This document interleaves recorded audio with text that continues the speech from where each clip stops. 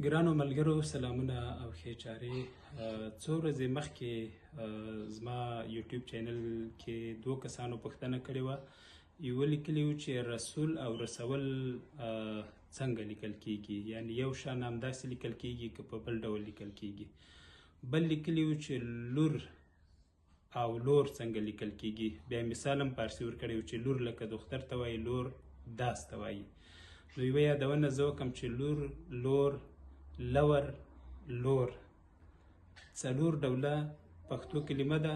لور چې ده لکه بچی ته وایي، لور چې ده همغه چې لور باندې کوي، لور پیرزوینې ته وایي، او لور چې ده طرف ته هم وایي. ځینې خلک یې لوری وایي کوم لوري ته لاړې، کوم لور ته لاړې. نو دا چې ده ټول یو شان لیکل کیږي، که رسول دی که رسول دی دا هم یو شان دي. او خبره دا ده، بدبختي زموږ دا ده چې پردۍ ژبه ډېره ښه زده کوو، خو خپله ژبه کې ځان ته اسانتیاو پسې ګرځو، او بیا له ځانه هم ځینې خلک لګیا کېږي خپله یوه کلمه چې تلفظ یې دوه ډوله وي په ځینې شیانو یې سره بېلوي. خو دغسې کار مناسب نه ده، او موږ باید ژبه کې بې ځایه لاسوهنه ونه کړو. داسې کلمې په فارسي کې هم شته. مثلا دې ځوان چې ما ته ویلي چې لور دختر ته وایي او لور داس ته وایي.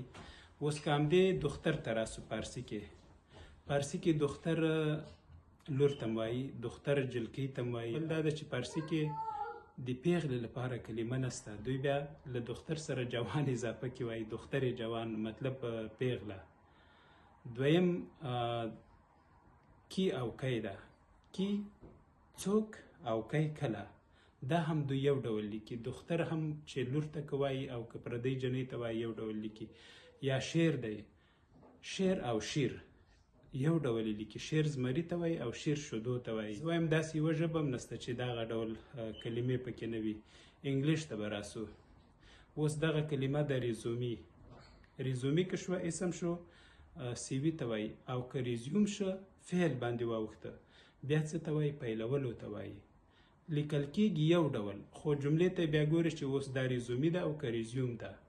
یا مثلا کلوز دی، کلوز که فعل وي کلوز تلفظ کېږي، لیکل یو شی دی، خو بندولو ته وایي. لکه ته وایي کلوز د ډور، یعنی دروازه بنده که.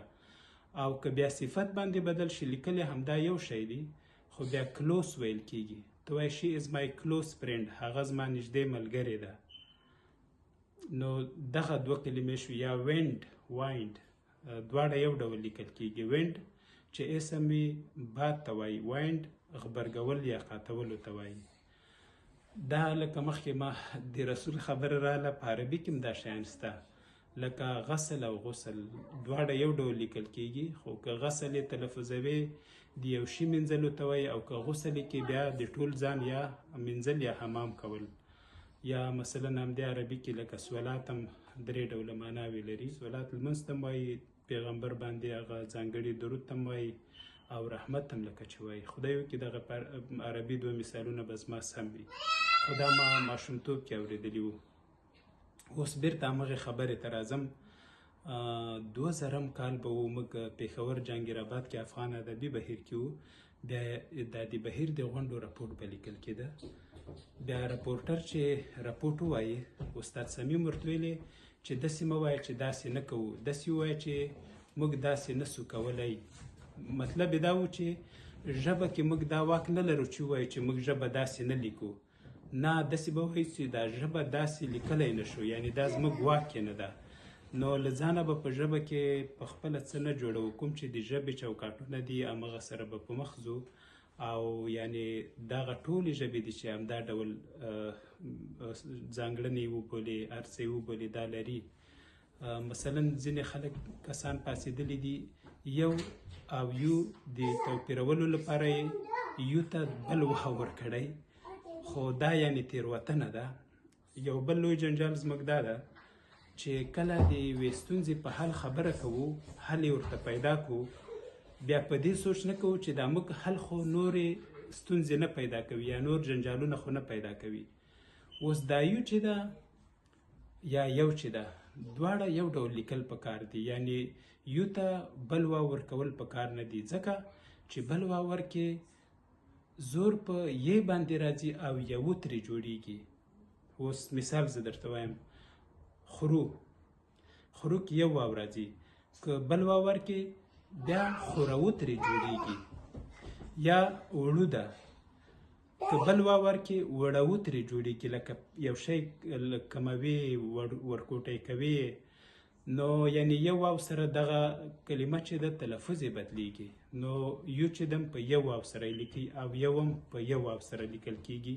ما په دې واو باندې چې دوه واو چیرته راځي یو چیرته راځي څو ویډیوګانې تماموات تیار کړي دي، خو خپل وخت سره به خپریږي. نو دغه یو چې دم هم په یو واو سره لیکي. او خدای وکړي چې دغه ډول مثالونو سره نور مخ کیږي.